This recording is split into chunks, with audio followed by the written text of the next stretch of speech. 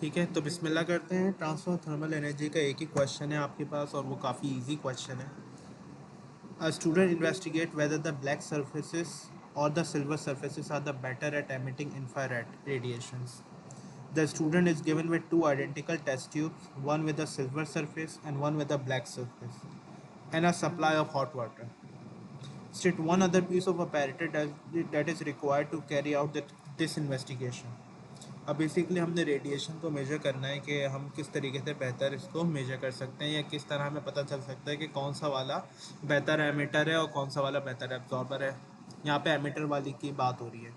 तो यहाँ पे जो हमें अदर पीस चाहिए होगा ऑफ कोर्स वो आपका थर्मामीटर चाहिए होगा, क्योंकि थर्मामीटर के ज़रिए से आप टेम्परेचर का डिफरेंस नोट करोगे और टेम्परेचर का डिफरेंस नोट करके आप पता लगा पाओगे कि कौन सा वाला जो है जिसका टेम्परेचर जल्दी ड्रॉप होगा ऑफ कोर्स वो ज़्यादा इंफ्रारेड रेडिएशन एमिट कर रहा होगा, और जिसका टेम्परेचर हल्के ड्रॉप हो रहा होगा वो ऑफ कोर्स कम उसको टाइम लगा होगा इंफ्रारेड रेडिएशन एमिट करने के लिए। तो इसी तरीके से आपको थर्मामीटर रिक्वायर होगा।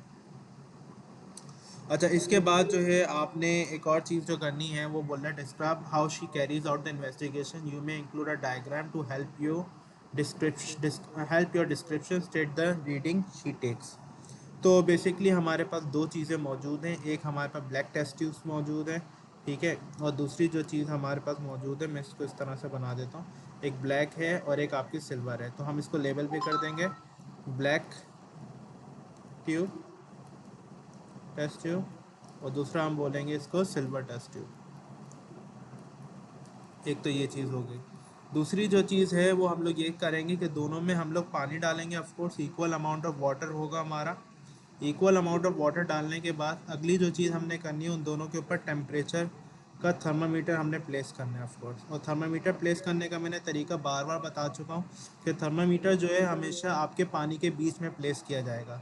तो दोनों के अंदर आप थर्मामीटर भी प्लेस कर दोगे, ठीक है। ये आपने थर्मामीटर लेबल भी कर दिया।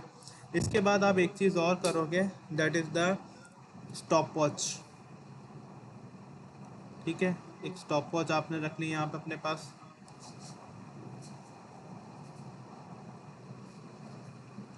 इसको आप लेबल कर दो स्टॉप वॉच, ठीक है। अब आप यहाँ पे इसको डिस्क्राइब करना शुरू करोगे। डिस्क्राइब करने के लिए आप ये क्या लिखोगे, सबसे पहले put the thermometer into the test tube ensuring both are both waters are at same temperature, ठीक है। नोट रीडिंग्स एज टेम्परेचर 1, ठीक है। आपने टेम्परेचर 1 के तौर पे आपने रीडिंग नोट कर ली और इनिशियल रीडिंग के तौर पे भी आप इसको नोट कर सकते हो। Then after some time note another reading as T2, और ब्रैकेट में आप लिख सकते हो फाइनल रीडिंग के तौर पे। एक हमारे पास इनिशियल रीडिंग आ गया, एक हमारे पास फाइनल रीडिंग आ गई, ठीक है। सब्ट्रैक्ट बोथ रीडिंग, आप इन दोनों रीडिंग को सब्ट्रैक्ट करके देखोगे। Both reading to get the difference of temperature, get the difference of temperature. और फिर आखिरी में एक मैं स्टेटमेंट लिख रहा हूँ, वो स्टेटमेंट मेरा ये होगा कि जिसका डिफरेंस सबसे ज़्यादा होगा टेम्परेचर का, ऑफकोर्स जो सबसे ज़्यादा ठंडा होगा उसका टेम्परेचर का डिफरेंस सबसे ज़्यादा होगा, तो वो हमारा जो है ऑफकोर्स बेटर एमिटर है। तो हम लिखेंगे द थर्मामीटर, द थर्मामीटर के बजाय में यहाँ पे लिखना चाहिए मुझे द टेम्परेचर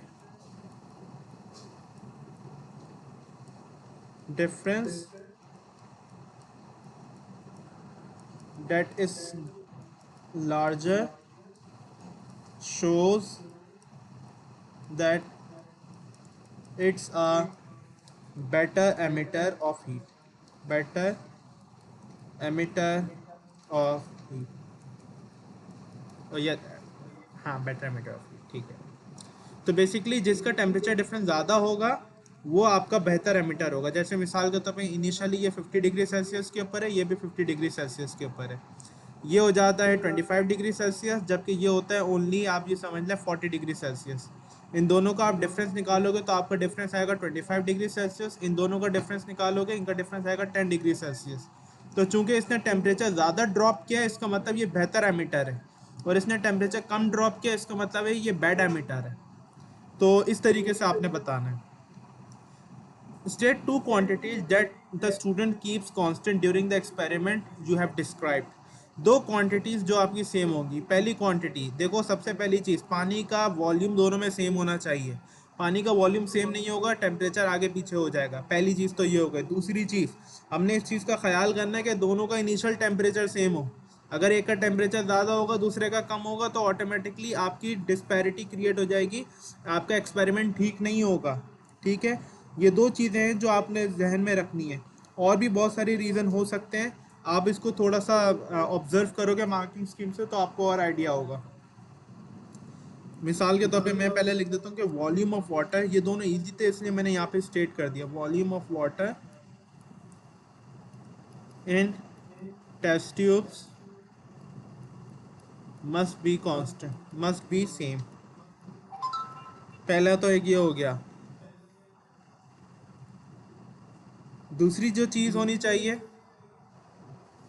वो क्या होना चाहिए, वो आपका ये होना चाहिए कि जिस तरह मैंने बोला वॉल्यूम के बाद इनिशियल टेम्परेचर का पता था। Initial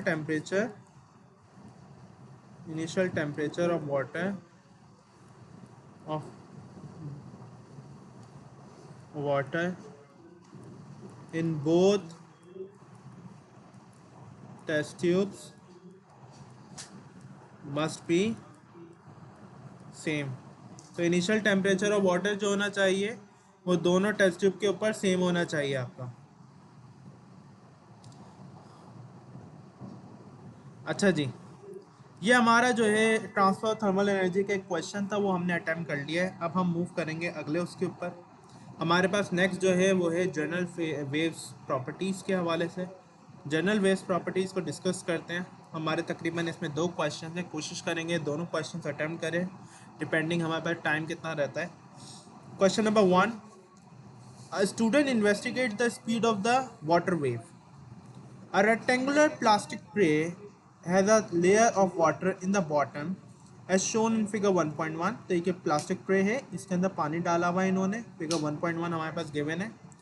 One end of the tray is lifted up gently a small distance as shown in figure 1.2a। When a water is still, जब पानी आपका रुका हुआ है, the tray is lowered down quickly। Tray को आप नीचे से अचानक लेके आ रहे हो। This causes a wave that travel across the surface of water। एक पानी की लहर बनती है जो ट्रैवल करती है, as shown in figure 1.2। The wave is reflected by the end of the tray, यहाँ से टकराती है, and travel backwards, वो वापस से इधर जाएगी, and forward several times। अब जाहिर है वेव इधर उधर आगे पीछे मूव करती रहती है आपकी। आगे मूव करते हैं। The student estimates the time for the wave to travel one length of the tray to be about 1 second। यानी एक लेंथ ट्रैवल करने का वो तकरीबन 1 सेकंड लगा रहा है, उसने ये एस्टिमेट किया है। Suggested reason why the student decides to measure the time for the wave to travel 5 lengths of the tray. वो कह रहे हैं कि भाई जो बच्चा है ना, उसने ये नहीं करा कि एक दफ़ा जब वेव यहाँ से लेके यहाँ तक आ गई थी उसने टाइम निकाल लिया। उसने क्या करा, बच्चे ने ये करा कि वो वेव जब 5 दफ़ा आगे पीछे हुई है ना, तो उसका टाइम निकाला है। तो ऐसा बच्चे ने क्यों करा? ऑफकोर्स वो एक्यूरेसी चाह रहा था, एवरेज लेना चाह रहा था, इस वजह से। क्योंकि एवरेज लेने का बेनिफिट क्या मिलता है हमें? एवरेज लेने का हमें बेनिफिट ये मिलता है कि हमारा जो एरर होता है वो कम हो जाता है। तो इसी बात को हम यहाँ पे मेंशन करेंगे कि इट रिड्यूसेस द एरर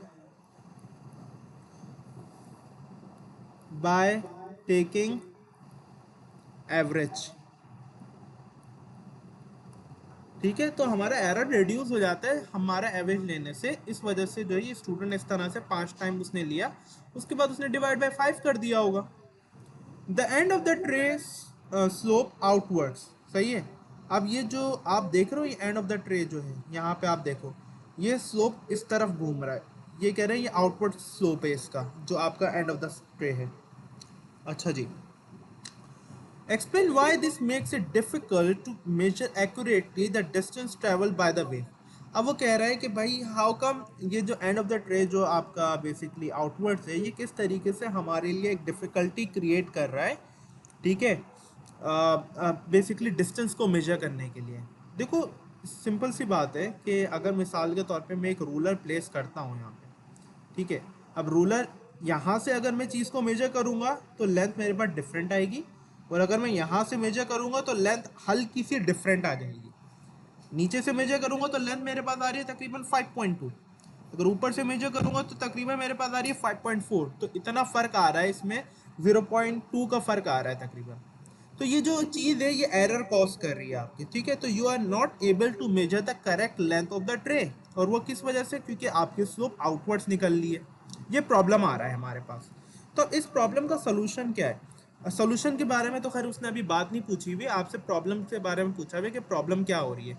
तो हम इसको इस तरह से लिख सकते हैं कि length of the tray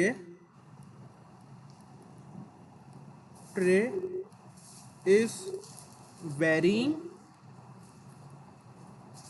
making difficult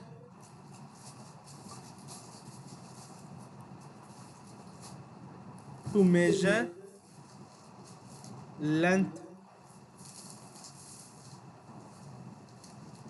और ये भी to measure distance, to measure length या distance travelled by water. Problem समझ में आया? प्रॉब्लम क्या आ रहा है इसमें? आगे मूव करते हैं। Describe a possible method of measuring the distance travelled. Abdullah एक मिनट रुको,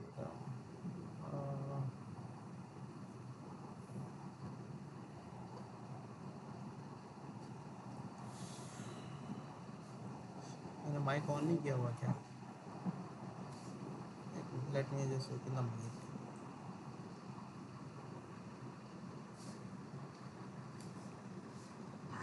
सर तो मैं कह रहा था दोबारा दिखा दी, लिखा नहीं था।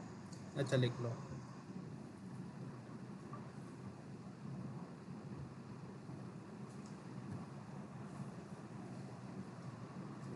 सही है सर।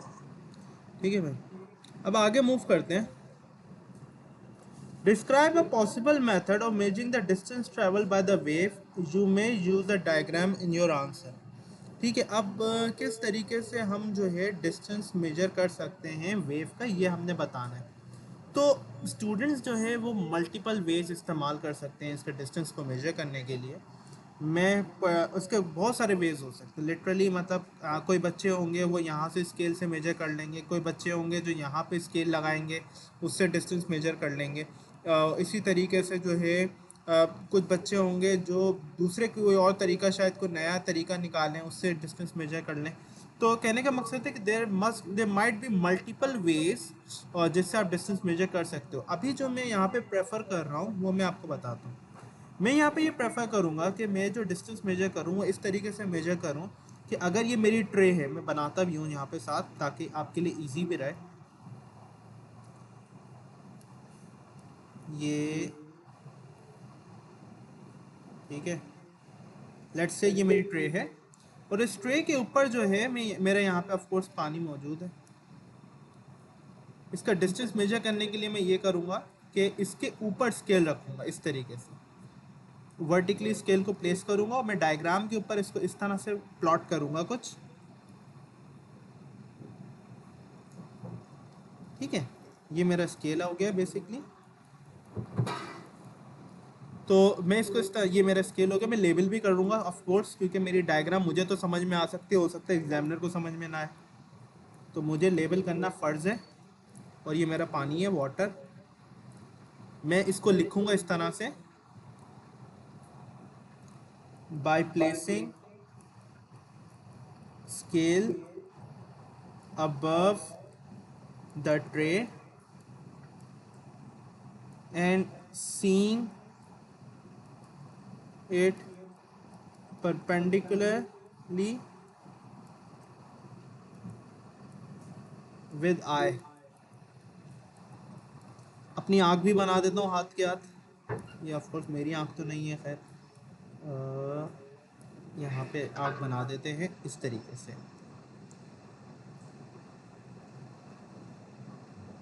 ठीक है, एग्जामिनर थोड़ा सा खुश हो जाए। ठीक है, इसको हम लेबल कर देते हैं आई। तो इस तरीके से परपेंडिकुलरली जो है मैं अपने बिल्कुल समझ लें स्केल को ट्रे के ऊपर रख के और परपेंडिकुलरली अगर देखूंगा तो मेरे पास जो है रीडिंग आ जाएगी। मैं ये नहीं कहता कि हमेशा 100% करेक्ट रीडिंग होगी, लेकिन रीडिंग आ जाएगी, ये बात है।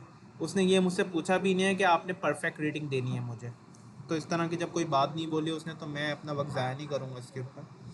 और आगे मूव करते हैं भाई। मल्टीपल वेज और भी वहाँ पे मार्किंग स्कीम के अंदर होंगे, और भी अच्छे अच्छे वेज होंगे। आप थोड़ा सा डिस्कवर कीजिएगा, अपने माइंड को खोलिएगा इसमें। ठीक है, that is your task to do. मेरा काम है आपको गाइड करना। C part, the student measure the distance D of the water. अब वो डेप्थ ऑफ द वाटर को जो है ना उसने मेजर किया है। He has two identical 30 centimetre rulers. 30 centimetre के दो रूलर्स हैं उसके पास। The part of one ruler is shown in figure 1.3। इसमें why it is difficult to measure D using one of these ruler. अब इस रूलर का प्रॉब्लम आपने समझना इंपॉर्टेंट है। ये प्रॉब्लम ये है कि यार देखो, पानी की ट्रे होगी, ठीक है, ये पानी की ट्रे होगी और ये पानी की ट्रे है और इसके अंदर यहाँ पे इतना पानी मौजूद है। अगर आप रूलर इस्तेमाल करते हो तो ये रूलर आप इसकी डेप्थ मेजर करने के लिए इस तरह से लगाओगे रूलर को। अब आपने जब ये रूलर लगाओगे तो रूलर तो आपका यहाँ से जीरो से स्टार्ट थोड़ी ना हो रहा है, रूलर तो यहाँ से स्टार्ट हो रहा है आपका। इसका मतलब ये हुआ कि ये वाला जो हिस्सा है रूलर का, ये तो हमारा एक्स्ट्रा चला गया। समझ रहे हो बात को? यहाँ पे जो ये वाला पार्ट है, ये इसकी कहाँ से रीडिंग आएगी हमारे पास? ये तो बिला वजह का हमारा मतलब समझ लें एक्स्ट्रा लेंथ है, जो हमारी जो डेप्थ है वहाँ पे शो ही नहीं हो रहा। तो ये एक प्रॉब्लम आ रहा है। तो बेसिकली क्वेश्चन यही बात बोल रहा है, why it is difficult to measure distance या depth D using one of these ruler. और ऐसा क्यों हो रहा है इसको आप, अच्छा बाय द वे, रूलर के इस एंड को बोलते हैं डेड एंड। क्या बोला जाता है? Dead end. ये डेड स्पेस भी बोला जाता है इसे। तो आप बोलोगे there is a dead space at the end of the ruler due to which zero error is present. इसकी वजह से जीरो एरर प्रेजेंट हो रहा है आपका। Describe a method of you measuring D using two rulers. You may have a diagram or you may use a diagram in your answer. अब दो ruler है आपके पास, दो रूलर के जरिए से डिस्टेंस D किस तरह निकालोगे ये बताना है। यह सिंपल सी बात है। प्रॉब्लम आ रही है यहाँ पे, ये प्रॉब्लम सॉल्व हो जाए ना किसी तरीके से, मामला सारे हल हो जाएंगे। अब हम क्या कर सकते हैं, हम दूसरा रूलर इस्तेमाल करेंगे और इसका डिस्टेंस मेजर कर लेंगे। ये जो डेड एंड है ना आपका, इसका डिस्टेंस आप दूसरे रूलर के जरिए से मेजर कर लोगे, जिस तरह मैं अभी मेजर कर रहा हूँ। दैट से ये अभी 0.1 आ रहा है। बिल्कुल इसी तरीके से आपने बनाना भी है और लिखना भी है। तो आप इस तरह से लिख सकते हो। कुछ पहले मैं बना लेता हूँ आपके लिए। ये एक रूलर हो गया, ठीक है। इस रूलर का डेड एंड यहाँ पे है, ठीक है। और दूसरा रूलर आपने लिया और दूसरा रूलर आपने इस तरीके से रखा, ठीक है। और दूसरे रूलर को रख के आपने क्या करा, इसके डेड एंड की वैल्यू को मेजर कर लिया। तो आप इसको थोड़ा सा लेबल भी करोगे, रूलर नंबर 1 और रूलर नंबर 2। सही है भाई। अब आप क्या बोलोगे, आप ये बोलो, अब 2 मार्क का क्वेश्चन है, आप ये बोलोगे कि भाई using second ruler find the distance, find the basically length of dead space, dead space की लेंथ फाइंड आउट कर लो भाई। देन आफ्टर मेजरिंग डेप्थ, अब जो मैं बात लिख रहा हूँ ना वो इम्पोर्टेंट है। After measuring depth D, add the value of dead space, value of dead space into your final answer. ये बात मैं एक्सप्लेन करता हूँ कि मैं ये लिखा क्या है यहाँ पे। अच्छा, इस बात को ज़रा आप समझें तो आपको समझ में आएगी बात कि यार जो यहाँ पे प्रॉब्लम आ रही है ना वो डेड स्पेस का प्रॉब्लम आ रहा है। लेट्स से यहाँ पे मैं एग्जांपल देता हूँ, एक ऐसा रूलर जिसके अंदर डेड स्पेस मौजूद नहीं है, जैसे ये मेरा वाला रूलर है, इसके अंदर डेड स्पेस मौजूद नहीं है, मैं डायरेक्ट डेप्थ से मेजर कर रहा हूँ। अब यहाँ से अगर मैं मेजर करता हूँ तो मेरे पास जो लेंथ आती है, आपको समझाने के लिए बता रहा हूँ, डेट इज़ 1 2 0 1 2 3, 0.3 आ रही है मेरे पास, 0 0.1 0.2 0.3। लेकिन लेट्स से अब मेरे पास डेड स्पेस आ जाती है इस तरीके से। अब ये मेरा डेड स्पेस ये रही। अब मेरे पास देखो रीडिंग क्या आ रही है, 0.1 0.2 आ रही है सिर्फ। यानी अगर आप डेड स्पेस के साथ वैल्यू को मेजर करोगे ना, आपकी लेंथ छोटी आ रही है, लेकिन आप डेड स्पेस के बगैर वैल्यू को मेजर करोगे तो आपकी जो लेंथ या डेप्थ है वो ज़्यादा आ रही है। अब आपने करा क्या है, आपने सबसे पहले डेड स्पेस वाली जो लेंथ है वो तो दूसरे रूलर के जरिए से मेजर कर ली। पहला काम आपने ये करा। अब यहाँ से आपने जैसे ही डेप्थ को मेजर किया तो डेप्थ आई आपके पास 0.2 सेंटीमीटर, और साथ साथ आपने जो है ना डेप्थ, जो डेड स्पेस है उसको भी मेजर कर लिया, डेट वो 0.1 सेंटीमीटर।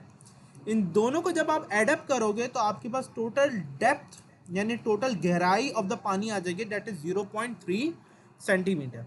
तो दो चीज़ों को आप एडअप करोगे। तो यहाँ पे मैंने यही बात मेंशन की है, ये थोड़ी सी टेक्निकल बात है, कि आपने सेकंड रूलर के ज़रिए से उसकी डेड स्पेस को मेजर किया। उसके बाद जैसे ही आपने इस रूलर को इस्तेमाल करके पानी की लेंथ को मेजर किया, पानी की डेप्थ को मेजर किया जो कि गहराई है, उसकी गहराई मेजर कर लेने के बाद आपने इसके अंदर सिंपल इसकी डेड स्पेस को एंटर कर दिया, प्लस कर दिया, नथिंग एल्स। आपको 2 मार्क मिल गया आपको। तो ये वाला पार्ट टेक्निकल पार्ट था, विदाउट एनी डाउट। ठीक है, आगे आगे आपसे एक ग्राफ बनाने को बोला गया। ठीक है, अब ग्राफ की सूरत हाल ये है, the student repeat the experiment for different values of D and calculate the value of V. अच्छा, अब यहाँ पे डी और वी की बात हो रही है। On figure 1.5 plot the graph V centimetre पर second on Y axis, centimetre पर सेकेंड्स, और डी एन बाय सेंटीमीटर, और D by centimetre on X axis. ये दो बातें सही है। अच्छा जी, अब आप बात को डिस्कस करते हैं। तो हम लोग जो है इन दो चीज़ों को डिस्कस कर रहे हैं। अब डिस्टेंस की बात करते हैं कि डिस्टेंस हमारा जो है, जो यहाँ पे है वो 3 सेंटीमीटर तक है। तो 3 सेंटीमीटर तक का है तो फिर सिंपल से सबसे पहले आपको इसको डिवाइड करना पड़ेगा, उसके बाद ही हम बात कर सकेंगे। तो डिवाइड करते हैं, 1 2 3 4 5 1 2 3 4 5 1 2 3 4 5 1 2 3 4 5 1 2 3 4 5 1 2 3 4 5 1 2 3 4 5 1 2 3 4 5 1 2 3 4 5 1 2 3 4 5 1 2 3 4 5 1 2 3 4 5 1 2 3 4 5। ठीक है, ये आपने डिवाइड कर दिया। अब इसको आप यहाँ पे भी डिवाइड करोगे ऑफ कोर्स, 1 2 3 4 5 1 2 3 4 5 1 2 3 4 5 1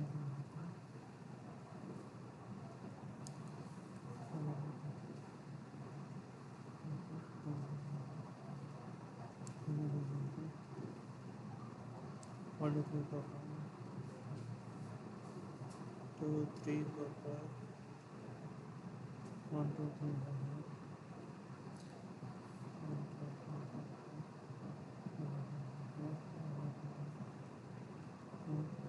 ठीक है भाई। अब यहाँ पे आपने जो है ना 3 सेंटीमीटर तक जाना है, और 3 सेंटीमीटर जाने के लिए जो है आप क्या करोगे, आपने ये देखना है। तो अगर 1 2 3 सेंटीमीटर यहाँ तो बिल्कुल भी अच्छा नहीं है, 1 2 3 ये भी अच्छा नहीं है आपका। तो ऑफ कोर्स हमें डबल करना पड़ेगा। लेट्स से ये 1 करें, इसको 2 करें, और इसको 3 सेंटीमीटर करें, that sound a bit much better. तो 4 बॉक्सेस को 1, 4 बॉक्सेस को 2, 4 बॉक्सेस को 3 और 4 बॉक्सेस को 4 सेंटीमीटर। इस तरीके से हमने इसको डिवाइड कर दिया। मैंने एक थोड़ी सी गलती कर दी, 1 2 3 4, 1 2 3, हाँ 2 तीन को गलत मार्क कर दिया मैंने। 1 2 3 4, 1 2 3 4 2, 1 2 3 4 3, बस ये आपने मार्क करना था। उसके बाद वेलोसिटी की बात करें, वेलोसिटी आपकी 50 तक जा रही है। 50 तक जा रही है तो देखते हैं भाई 50 तक क्या हिसाब किताब रहता है इसका। तो 50 तक अगर आप देखोगे, 20 है ना, तो 30 40 50 नॉट अ गुड आइडिया। तो 20 है, तो 30 40 50, हाँ दैट साउंड मच बेटर। तो इसको आप इसी तरीके से डिवाइड कर लोगे। 20 है ना, 20 हो जाएगा, 30 ये हो जाएगा, फिर 30 32 34 30 और फिर ये 50 हो जाएगा, ये इस तरीके से हो जाएगा, ठीक है।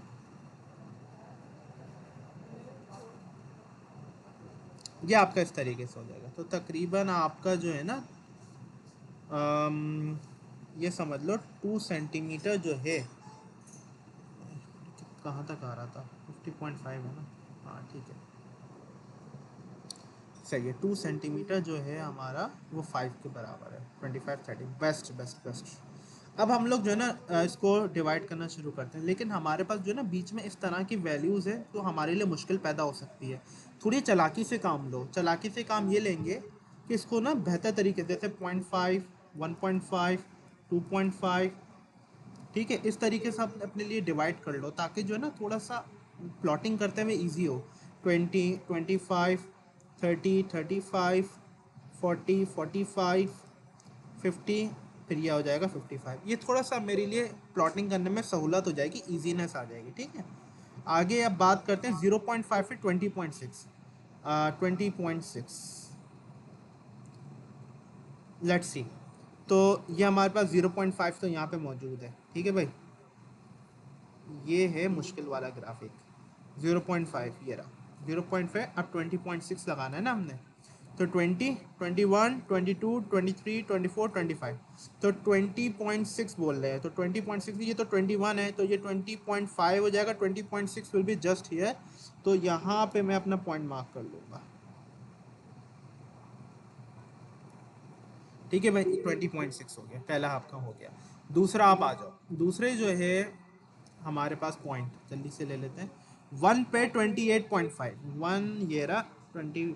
अब आप बात है 25 26 27 28 29, 28.5 थोड़ा सा 29 से नीचे होगा, इधर आ जाएगा, ये इधर आ जाएगा, हाँ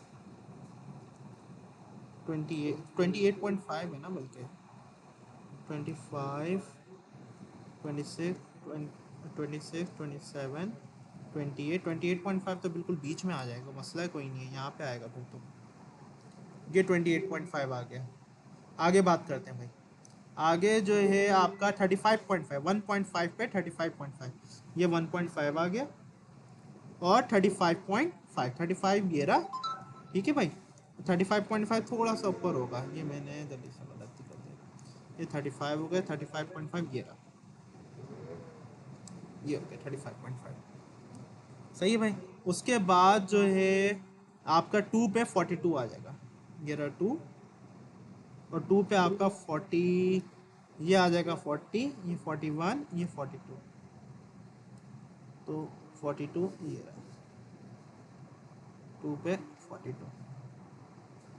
उसके बाद जो है आपका 2.5 पे 46.5, 2.5 पे 45, ये 45 है, 46, 46.5 यहाँ पे आ जाएगा, ये 46.5 हो गया, ठीक है। उसके बाद जो है 46.5 नहीं 46.3 है, यानी 46.5 क्यों लिख दिया, अच्छा जी एक मिनट। 45 46 46.3 थोड़ा सा नीचे होगा,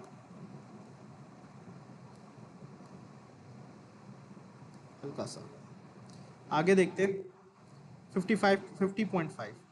उसके बाद 50.5 किसके ऊपर हो रहा है, 3 के ऊपर। तो 3 के ऊपर जो है ये रहा 3, और 3 के ऊपर हो रहा है 50.5, ये 50 है और ये 50.5 यहाँ पे आ जाएगा।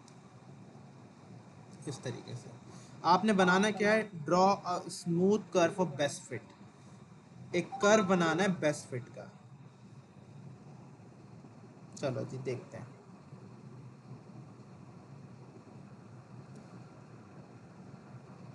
ये थोड़ा गड़बड़ हो गया, दोबारा ट्राई करते हैं।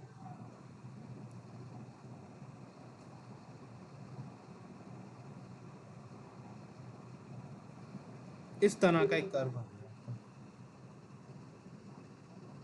ठीक है। इस तरह का एक कर्व क्रिएट हो रहा है।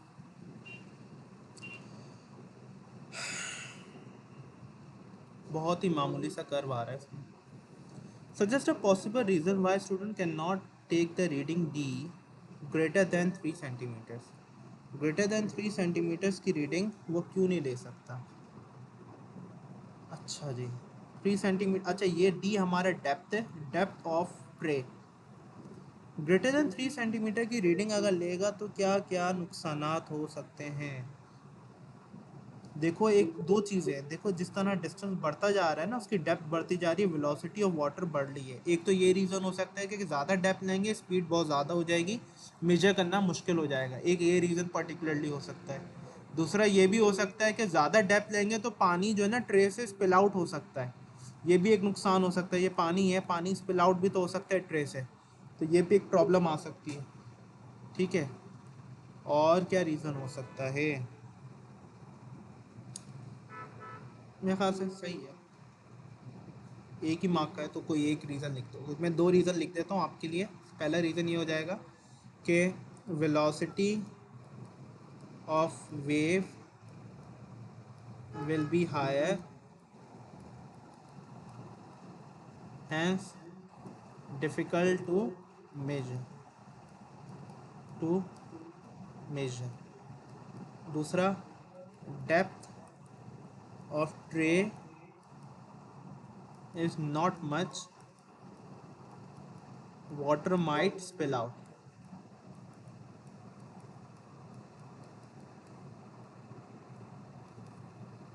स्पिल आउट, ठीक है भाई। आगे बात करते हैं। Using your graph suggest how the speed varies with the depth for a very large value of D. अगर हम थोड़ा सा ग्राफ में नोट करें ना यार, ग्राफ ना जिस तरीके से डिस्टेंस बढ़ाते जा रहे हो आप, स्पीड ना आहिस्ता आहिस्ता करके बढ़ तो रही है, लेकिन ग्राफ को अगर आप नोट करो, ग्राफ आहिस्ता आहिस्ता करके इस तरफ हो रहा है, ठीक है। यानी अगर आपको वो ग्राफ याद हो, एक इस तरह का ग्राफ था। इस ग्राफ में क्या होता था, स्पीड पहले ज़्यादा होती थी और उसके बाद जो है वो कांस्टेंट हो जाती थी। तो इसकी भी कुछ सूरत हाल ऐसी ही लग रही है कि अगर आपने डी की बहुत बड़ी वैल्यू ले ली ना, तो डी की बहुत बड़ी वैल्यू से आगे जाके स्पीड क्या हो जानी है, कांस्टेंट हो जानी है। तो ये आप पॉसिबल लिख सकते हो कि as the gradient is decreasing, as the gradient is decreasing, we can say speed might become constant। ये टेक्निकल पार्ट था बाय द वे, मैं आपको बताऊं। इसकी स्पीड माइट बिकम कांस्टेंट, ये टेक्निकलिटी तब डेवलप होगी जब मल्टीपल पार्टिसिपेंट्स लगातार करते रहो। Speed might become constant for very large value of D, for very large value of D. अच्छा बाय द वे, मुझे कहाँ से हिंट मिली कि ग्राफ देखना है, क्वेश्चन खुद बोल रहा है ग्राफ के रेफरेंस से बताओ, ठीक है ना। तो ग्राफ को देखते हुए बताना था मैंने, थोड़ा सा आगे फोरकास्ट करना, प्रेडिक्ट करना, इस तरह की सलाहियतों को इस्तेमाल करके आपने ये काम करना था। ये वाला क्वेश्चन करते हैं, आज का लास्ट क्वेश्चन। आज का जो लास्ट क्वेश्चन है, क्वेश्चन नंबर 2, इस क्वेश्चन को हम थोड़ा सा देखते हैं। इसमें मल्टीपल स्टूडेंट्स हैं, ठीक है। एक स्टूडेंट जो है उसके हाथ में स्प्रिंग है, दूसरे स्टूडेंट के हाथ में स्प्रिंग है, ये मैम टीचर है इनकी, और इनके यहाँ पे एक रूलर रखा हुआ है, 5 मीटर लॉन्ग रूलर है जिसको साथ साथ इन्होंने ज्वाइन करके रखा हुआ है। A group of students measure the speed of wave along a slinky spring. ये slinky spring है. A teacher and a student holds the end of the slinky spring stretched along a bench as shown in figure 2.1. The teacher moves one end of the spring to make the wave pulse travel along the spring. अब वो move करती है जिसकी वजह से एक wave travel करती है आगे बच्चे की तरफ. 5 meter rules are placed end to end along the spring. 5 meter rule along the bench आपके प्लेस हुए हैं. 5 students with the stopwatches stand together near the center of the spring to measure the time t taken by the wave pulse to travel the distance 5 meters. Okay. The 5 students record the following time. अब ये 5 students हैं, ये time record करते हैं, 5 अलग अलग time record करते हैं. ठीक है. Find the T average. Average निकालना है. एवरेज निकालना मसला क्या है हमारे लिए. 1.71 प्लस 1.64 प्लस 1.78 सबको ऐड करेंगे. 1.75 प्लस 1.67 और चूंकि 5 रीडिंग है एवरेज निकालने के लिए फिर टोटल डिवाइड बाय 5 कर दोगे, आपका आंसर जो है यहाँ पे आ जाएगा. जल्दी से हम करके देख लेते हैं. तो आपके 1.71 plus, sir 1.708 answer. Thank you. तो 1.708 आंसर आ रहा है, लेकिन आप जो अपना आंसर लिखोगे वो 2 डेसिमल प्लेस या 3 सिग्निफिकेंट फिगर तक लिखोगे. वो इसलिए क्योंकि आपके पास जो डेटा है वो 2 डेसिमल प्लेस या 3 सिग्निफिकेंट फिगर तक का है. तो आपका जो आंसर होना चाहिए 1.71 सेकंड. एग्जामिनर इस चीज़ को देखेगा और आपको जो मार्क्स मिलेंगे वो सिर्फ और सिर्फ 1.71 सेकंड लिखने पे भी मिलेंगे, लिखने पे ही मिलेंगे. अगर आपको याद हो जो सबसे पहला एटीपी किया था उसके अंदर भी मैंने ये बात डिस्कस की थी और ये बात दोबारा यहाँ पे आई है टाइम के हवाले से specially. Calculate the average speed. Average speed calculate करनी है आपने. Average speed for the wave pulse along the spring. अब एवरेज स्पीड कैलकुलेट करने के लिए स्पीड होता है डिस्टेंस अपॉन टाइम. ठीक है भाई, डिस्टेंस अपॉन टाइम. डिस्टेंस आप जो है वो 5 मीटर का है, टाइम आपका 1.71 है. तो आपकी जो एवरेज स्पीड हो जाएगी वो हो जाएगी, डिवाइड करते हैं जल्दी से, या कोई बंदा मुझे बता दे जल्दी से फिर ताकि हम फिर आगे बढ़ें.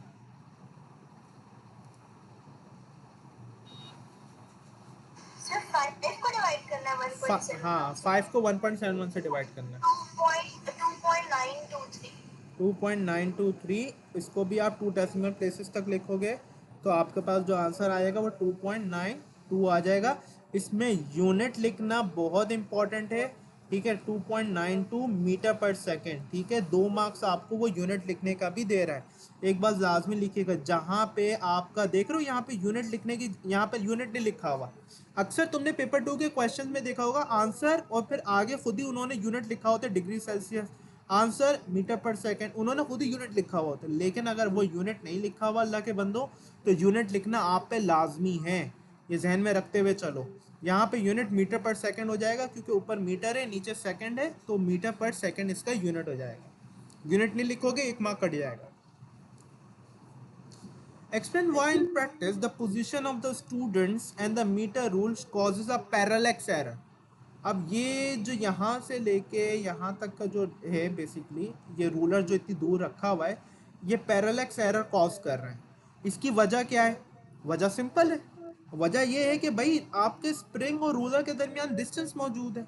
अगर आप चाहते हो पैरेलैक्स एरर अवॉइड करना तो आप इस डिस्टेंस को कम करो. अब तो इस टाइप के क्वेश्चन हम लोग ने ऑलरेडी किया हुआ है कि एक मिसाल के तौर पे एक मीटर रूल लगा हुआ था, ऊपर एक मार्कर था, इनके दरमियान भी पैरेलैक्स एरर आ जाते हैं. क्यों? क्योंकि मार्कर और रूलर के दरमियान का डिस्टेंस होता है. इसी तरीके से हमने एक मैनो ट्यूब का एक क्वेश्चन किया था, उसके अंदर पानी का लेवल यहाँ था, रूलर यहाँ रखा हुआ था, इसमें भी पैरेलैक्स एरर था. क्यों? क्योंकि आपका मीटर रूल और मैनोमीटर के दरमियान का डिस्टेंस ज़्यादा हुआ है. तो यहाँ पे भी यही बात आप लिखोगे कि distance between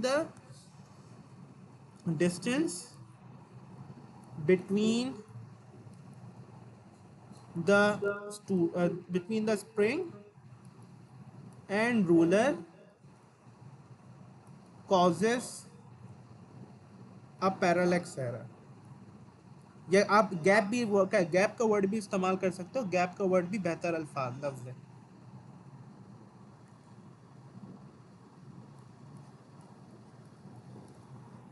Allah. Explain why this parallax error caused the measure value of t to be too small. अब ये कह रहे हैं कि भाई ये जो आपका जो है ना ये पैरेलैक्स एरर जो है ये t को किस तरह छोटा कर रहा है ये आपने बताना है, ठीक है। ये है एक मज़ेदार क्वेश्चन, सही है। अब इसको किस तरीके से आप देखेंगे इसको ज़रा देखते हैं। इसको देखने के लिए अगर आप थोड़ा सा डायग्राम के हवाले से देखो, डायग्राम के हवाले से जो आपके स्टूडेंट्स यहाँ पे खड़े हुए हैं और जो 5 मीटर का डिस्टेंस यहाँ पे मेजर किया जा रहा है, असल में होता क्या है कि अगर मिसाल के तौर पे उन्होंने बोला है कि टाइम टी आप छोटा ले रहे हो, टाइम टी आप छोटा ले रहे हो, तो ऐसा क्यों है? क्योंकि इन स्टूडेंट्स को ऐसा लगेगा कि वेव जो है जल्दी से पास कर गई है। ज़रा समझने की कोशिश कीजिए कि टेक्निकल बात है। असल में क्या होता है, होता ये है कि अब कोई भी बच्चा यहाँ पे एंड ऑफ द रूलर के ऊपर नहीं खड़ा हुआ, अब सारे दूर दूर खड़े हुए हैं। वेव जो है किस पॉइंट के ऊपर स्टार्ट हुई और किस पॉइंट के ऊपर ख़त्म हुई, अब अगर स्टूडेंट्स वहाँ पे खड़े होंगे तो वो तो परफेक्टली जज कर लेंगे, यार यहाँ पे 5 मीटर ख़त्म हो गया, फ़ौरन स्टॉप कर दो। लेकिन ये बच्चे क्या करेंगे, ये बच्चे चूंकि टाइम कम मेजर कर रहे हैं, दैट्स मीन कि वेव अपना डिस्टेंस पूरा कवर नहीं कर पाती और ये लोग टाइम स्टॉप कर देते हैं। क्यों? जल्दबाजी में थोड़ा सा, एक तो ये रीज़न हो सकता है, जल्दबाजी के थोड़ा स्टॉप कर देते हैं, ठीक है ना। तो स्टूडेंट्स और इनके दरमियान, यानी स्टूडेंट्स और के दरमियान और बेसिकली स्केल के दरमियान आपका डिस्टेंस इतना ज़्यादा है कि स्टूडेंट्स जज नहीं कर पाते और वो गलत जज करके वो क्या करते हैं, वो टाइम को पहले स्टॉप कर देते हैं। ये पर्टिकुलर रीज़न है।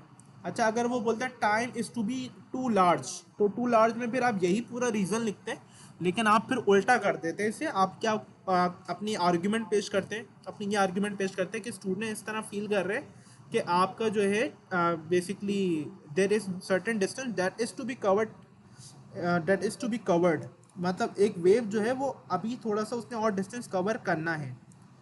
अब मैं मज़े की चीज़ बताऊं, जैसे ये एक बच्ची है यहाँ पे, अब अगर वेव यहाँ होगी ना तो वे इस बच्ची को किस तरह दिखेगा, इस बच्ची को इस तरह से दिखेगा कि ये वेव ने ना 5 मीटर कवर कर लिया, जबकि आप देख सकते हो कि ओरिजिनली अभी इतना सा डिस्टेंस बचा हुआ है।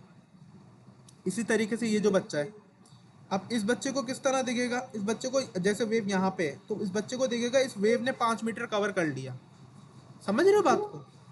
अब हालांकि इतना डिस्टेंस अभी बचा हुआ है, तो ये जो इनका दूर खड़ा होकर देखना है ना, ये प्रॉब्लम कॉज कर रहे हैं यहाँ पे। ये बहुत ही बारीक पॉइंट था बाय द वे, और इस तरह का क्वेश्चन शायद एक आध दफ़ा ही आए भाई, तभी वो आपको सिर्फ एक ही क्वेश्चन यहाँ पे दिख रहा है।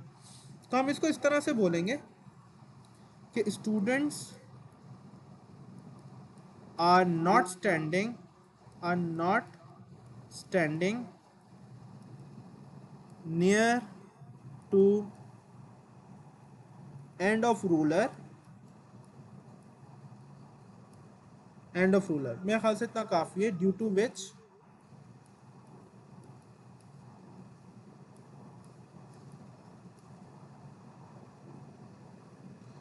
ठीक है, थोड़ा सा students are not standing to the end of the, ये टाइम टी के हवाले से बात कर रहे हैं ना, end of ruler due to विच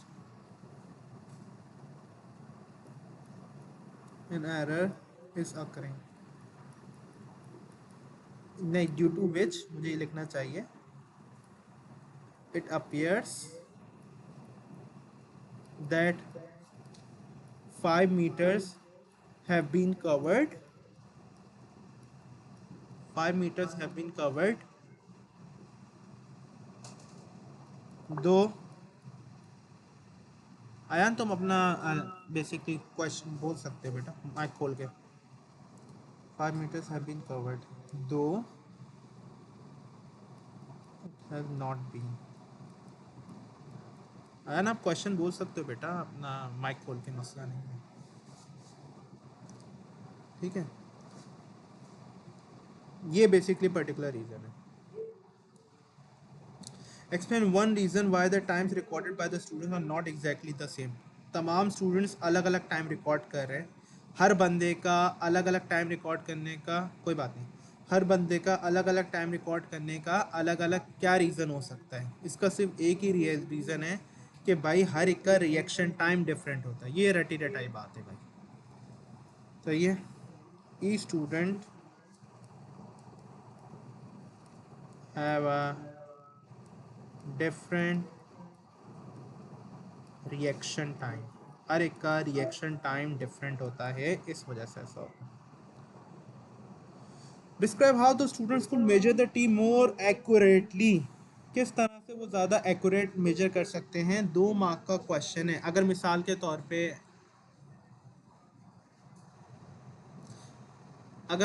तौर पे, आप जो है आप जो है यही पूरे एक फॉर्मेशन रखते हो और मतलब इसी तरीके से आप स्टूडेंट्स खड़े हुए हैं, तमाम चीज़ें ऐसे ही हैं।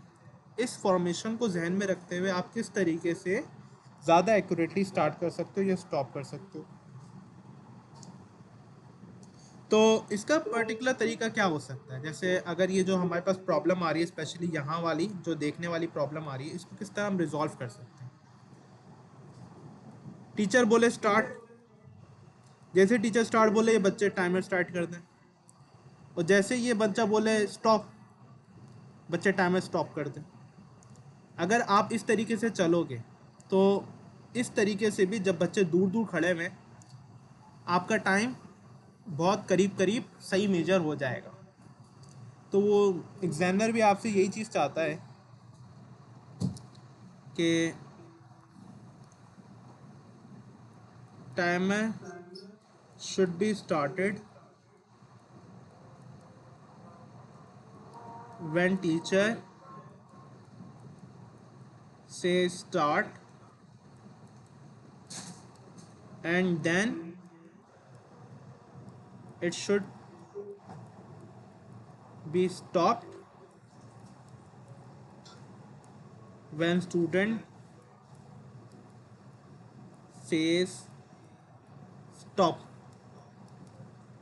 2 मार्क का है, 2 मार्क के 2 पॉइंट आपने लिख दिए। आज की आखिरी बात, one student suggest the speed of a slower wave pulse can be measured more accurately. ज़ाहिर है अगर स्पीड स्लो होगी तो वो आसानी से सुकून से मेजर हो सकती है। Suggest a method of making a wave pulse more slowly along the spring. तो आप किस तरीके से जो है वेव पल्स को जो है इस्तेमाल कर सकते हो, या किस तरीके से जो है उसे स्लोअर कर सकते हो। अब वेव पल्स को स्लोअर करने के कई सारे तरीके हो सकते हैं, ठीक है। मिसाल के तौर पे अभी तो ये दूर है ना, तो टीचर जो है बहुत ज़्यादा एनर्जी लगाएगी और एनर्जी लगा के वेव को भेजेगी। लेकिन अगर ये स्टूडेंट करीब आ जाए, ये वाला जो स्टूडेंट है ये यहाँ पे करीब आ जाता है, तो अब टीचर को इतनी एनर्जी नहीं लगानी पड़ेगी। टीचर हल्की सी वेव भी क्रिएट करेगा ना, वो हल्की सी वेव आगे मूव कर जाएगी। अभी देखो इतनी बड़ी स्प्रिंग है ना, इस वजह से बड़ी वेव भेजनी पड़ रही है उन्हें, ज़्यादा एनर्जी लगा के भेजनी पड़ रही है, जिसकी वजह से वेव भी बहुत तेज़ी से जा रही है, इसकी वजह से वेव भी बहुत तेज़ी से जा रही है। अगर इनके दरमियान का डिस्टेंस कम हो जाएगा तो ये प्रॉब्लम सॉल्व हो जाएगा। ये एक पर्टिकुलर रीज़न हो सकता है। आप और भी रीज़न्स को सजेस्ट करिए, देखिएगा मार्किंग स्कीम से मल्टीपल और भी रीज़न होंगे। अपने माइंड को एक्सपेंड कीजिएगा इसके ऊपर, ठीक है। और भी रीज़न देखिएगा, दिमाग खोलिएगा, ताकि अगर इस टाइप का कोई क्वेश्चन आता है तो आपके पास मल्टीपल रीज़न्स हों, आपके पास एक रीज़न ना हो सिर्फ। तो मैं यहाँ पे ये लिख देता हूँ कि बाय डिक्रीजिंग द डिस्टेंस